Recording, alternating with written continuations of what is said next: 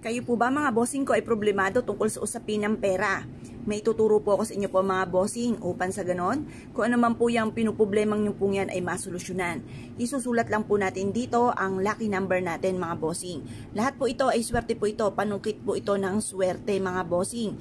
Ito po mga bossing ko ay number 7. Tatlong number 7 mga bossing ko ang inyo pong isusulat ngayong umagang ito or kung kailan nyo ito mapapanood mga bossing.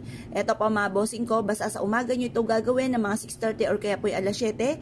Tapos mula sa inyo pong puso, i-claim nyo na magkakaroon tayo ng maraming pera. Panungkit ito ng swerte mga bossing. Ngayon isulat kung magkano amount na matagal nyo ng pinapangarap. Halimbawa po mga bossing ko, ang matagal ko ng pinapangarap ay 5 million. Ayan. Walang masamang mangarap mga bossing. Yan, positive lang magkakaroon tayo ng ganito bukod sa ating sipag at tiyaga. Tapos, sabihin nyo rin po dito, lagyan natin ng star ng pentacles.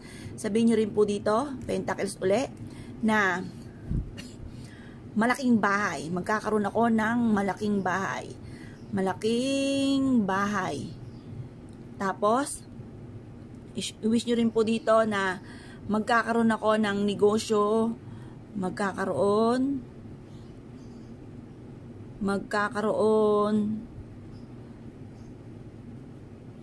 yan ako ng negosyo yan, wala kasi umahawak ng papel ko na yan, na dito na ako yayaman. Yan. Pagkatapos mga bossing, bahala na po kayo. I-wish nyo na pa ng lahat ng nais po ninyo mga bossing. At pagkatapos, kunin ang paborito ninyong pabango mga bossing. Ito, sprayan po natin. Tapos, bitbitin ito kahit saan tayo magtungo. Yan. Positive lamang, ibilad nyo muna sa sinag ng araw hanggang alas 8 ng umaga mga bossing. Makakatulong po ito upang sa ganon, masungkit po natin ang swerte. Panungkit po yan, yung ating 7-7. Ang tatlo, ibig sabihin yan, labis-labis na blessing, katuparan sa mga pangarap, at ito yung mga pangarap natin. Tapos, tutupiin nyo po ito mga bossing, at iipit nyo po ito sa inyo pong pitaka. Makakatulong po ito mga bossing, upang sa ganon, matupad ang mga pinapangarap sa buhay. Ito po isa sa mga sikreto, huwag nyo ito ipagsasabi, upang sa ganon, matupad kaagad ang inyong kahilingan.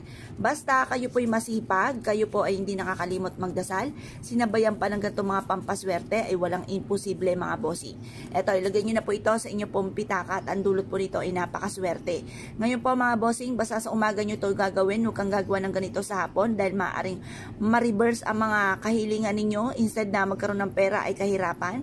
Kasi ang lubugan na araw sa kanluran, sunod yan ay tagdilim. Ibig sabihin po niyan, negative po yan. Kaya dito tayo sa may silangan.